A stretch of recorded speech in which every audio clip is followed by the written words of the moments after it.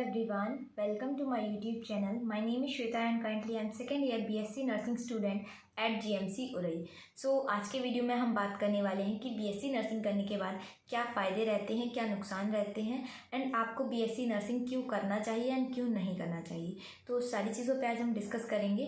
तो वीडियो शुरू करने से पहले आपसे एक रिक्वेस्ट है कि अगर आपने चैनल को अभी तक सब्सक्राइब नहीं किया है या फिर आप चैनल पर नए हैं तो चैनल को सब्सक्राइब कर लो, क्योंकि इस चैनल पे आपको बहुत सारी इन्फॉर्मेटिव वीडियोस मिलती रहती हैं मेडिकल से रिलेटेड एंड नर्सिंग से रिलेटेड। तो फ्यूचर में आपसे कोई भी वीडियो मिस ना हो, इसलिए चैनल को सब्सक्राइब कर लो। तो चलो वीडियो को शुरू करते हैं।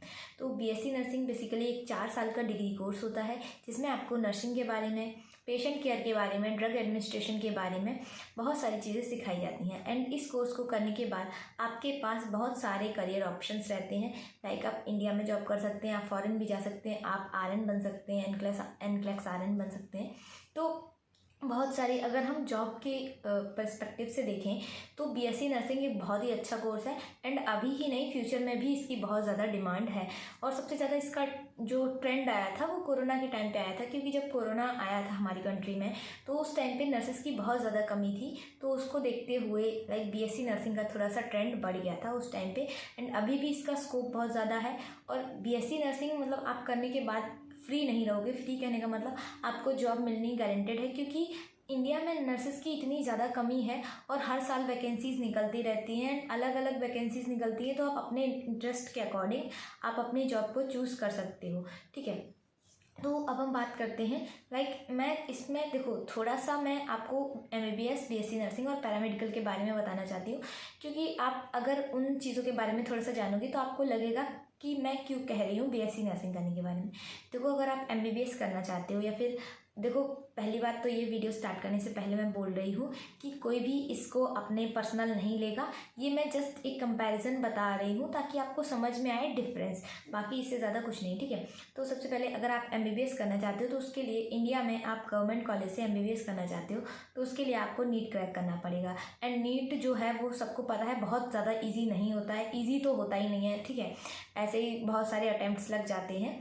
तो नीट से आपको MBBS करना होगा, या फिर आपके पास बहुत सारा पैसा हो तो आप यहाँ पे एक प्राइवेट कॉलेज में एडमिशन लेके MBBS अपनी ख़त्म कर सकते हो। एंड दूसरा ऑप्शन रहता है कि आप अब्रॉड जाके या फॉरेन कंट्री में जाके अपनी MBBS करो, तो वहाँ पे थोड़ा कम पैसा लगेगा। लेकिन ऑब्वियस सी बात है कि आपको MBBS कर रहे हो तो आपको बहुत ज़्यादा पैसे की ज़रूरत रहती है। वहीं हम बात करें BSc नर्सिंग की, तो BSc नर्सिंग में आप किसी प्राइवेट कॉलेज से करो, गवर्नमेंट कॉलेज से करो। अगर आप प्राइवेट कॉलेज से BSc नर्सिंग कर रहे हो तो आपका जो मैक्सिमम अमाउंट खर्च होता है वो होता है 10 लाख। मैक्सिमम अमाउंट आपका 10 लाख लगता है। इतना लगता भी नहीं है, सारे प्राइवेट कॉलेजेस में आपका 5 से 7 लाख रुपए में आपका अच्छे से प्राइवेट कॉलेज से आपका BSc नर्सिंग हो जाता है, ठीक है। और अगर हम बात करें पैरामेडिकल कोर्सेज़ की, तो पैरामेडिकल कोर्सेज़ में आपका देखो बैचलर कोर्सेज़ भी आते हैं एंड डिप्लोमा कोर्सेज़ भी आते हैं। तो जो डिप्लोमा कोर्सेज़ होते हैं वो 2 साल के रहते हैं, तो उनमें आपका लाइक 2 साल में आपका 2 लाख समथिंग खर्च हो जाता है। एंड जो आपके बैचलर कोर्सेज होते हैं तो उनमें भी आपका 4 से 5 लाख रुपए खर्च हो जाता है।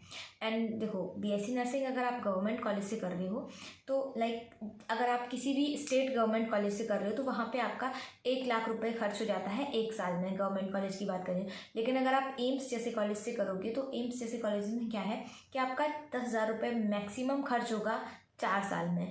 तो एम्स हो गया, तो एम्स इज़ अ डिफरेंट, मतलब एम्स की बात अलग है, एम्स की बात नहीं कर रही हूँ मैं। कोई भी नॉर्मल कॉलेज से करोगे तो आपका 1 लाख रुपए खर्च हो जाएगा। गवर्नमेंट कॉलेज की बात कर रही हूँ, फीस में इंक्लूडेड नहीं रहता है पर वो हो जाता है। अगर आपको कॉलेज में सर्वाइव करना है तो उतना खर्चा आपका हो जाता है। एंड सेम पैरामेडिकल कोर्सेज़ का है कि अगर आप गवर्नमेंट कॉलेज से करते हो तो आपका वही 70 to 80 के 1 साल का लग जाता है। अगर आप डिप्लोमा कोर्स कर रहे हो, वही आप डिग्री कोर्स कर रहे हो, तो सेम आप अमाउंट रख लो अपने 4 साल के लिए, तो वो आपका उतना खर्च हो जाता है। एंड अब हम जॉब स्कोप की बात करते हैं। देखो, अगर आप MBBS करते हो तो पहले आपको अपने 4-4.5 साल का MBBS ख़त्म करना पड़ता है। उसके बाद आपको 1 साल की इंटर्नशिप करनी पड़ती है। उसके बाद फाइनली आप MBBS करते हो। MBBS करने के बाद भी आपको पहले PG क्लियर करना पड़ता है JR बनने के लिए। एक MBBS डॉक्टर या तो आप उतने में ही बस सेटिस्फाइड हो, आप आगे नहीं कर रहे हो, बट अगर आगे कर रहे हो तो उसके लिए आपको PG देना होता है, फिर PG क्लियर करना पड़ता है। उसके बाद आप जाके JR बनते हो एंड क्लिनिशियन बनने के लिए आपको सुपर स्पेशलिटी कोर्स करना पड़ता है। मतलब अगर आप MBBS कर रहे हो, एक अच्छा डॉक्टर बनने के लिए आपको 8 से 10 साल आपकी जो है वो लग जाती है एक अच्छा डॉक्टर बनने के लिए। उसके बाद आपकी जाके अर्निंग शुरू होती है।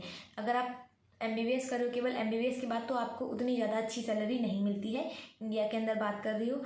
लेकिन अगर आप सुपर स्पेशलिटी कोर्स करोगे तो वहाँ पे आपका टाइम भी ज़्यादा लगता है और MBBS के अंदर बहुत ज़्यादा आपको मेहनत करनी पड़ेगी, बहुत ज़्यादा, इतना तो आपको पता होगा। ठीक है, उसके बाद हम बात करते हैं BSc नर्सिंग की। तो BSc नर्सिंग क्या है कि आपका 4 साल का कोर्स होता है, जिसमें आपकी 4 साल में मतलब 6 महीने की आपकी इंटर्नशिप रहती है और 4 साल का कोर्स, वो जो 6 महीने इंटर्नशिप होती है वो आपके 4 साल में ही आती है। तो मतलब 4 साल में आपका पूरा कोर्स ख़त्म हो जाता है।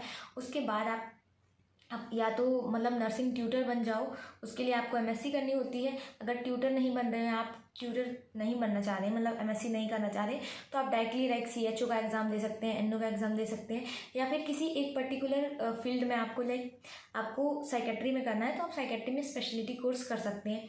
तो ऐसे रहता है। और आपकी BSc नर्सिंग 4 साल की BSc नर्सिंग ख़त्म करने के बाद आप एक अच्छी जॉब कर सकते हो जिसमें आपको अच्छी खासी सैलरी मिलती है। लाइक अगर आप एम्स वगैरह में NO बन रहे हो तो वहाँ पे आपकी स्टार्टिंग सैलरी 80K होती है। वहीं पे आप कंपेयर करो MBBS को, तो वहाँ पे आपकी 5-5.5 साल में MBBS कंप्लीट होती है और यहाँ पे आपकी 4 साल में BSc नर्सिंग जो है वो ख़त्म होकर आपकी अर्निंग शुरू हो जाती है। MBBS में वहाँ पे भी अर्निंग शुरू नहीं होती है।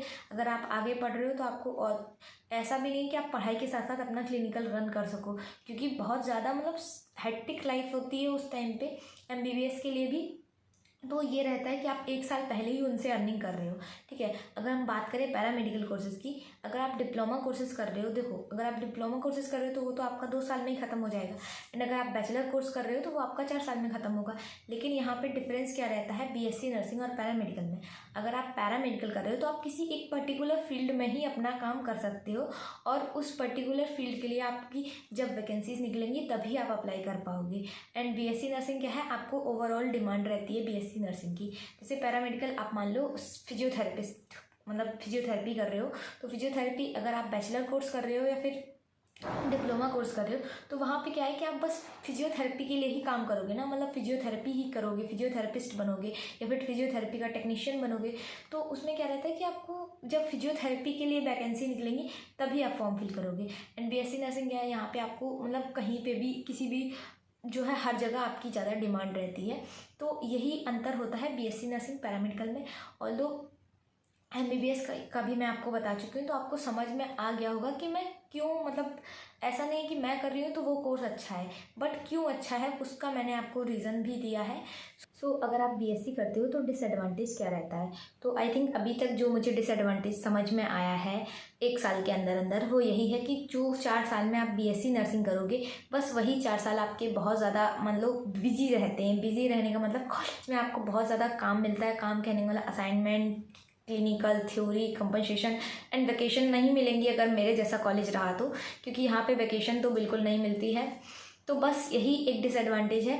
एंड दूसरी चीज़ ये रहती है कि स्टूडेंट्स जो भी BSc नर्सिंग करते हैं वो खुश इसलिए नहीं रहते हैं, मतलब उनके अंदर एक्सेप्टेंस ही नहीं आ पाता है कि वो नर्सिंग कर रहे हैं। अगर आप एक नर्सिंग स्टूडेंट हो तो ये चीज़ आप तभी समझोगे जब आप नर्सिंग करोगे, लाइक कि आपको शांत रहना होता है, आपको लोगों से डील करना कैसे चाहिए, वो चीज़ आपको नर्सिंग में ही सिखाई जाती है।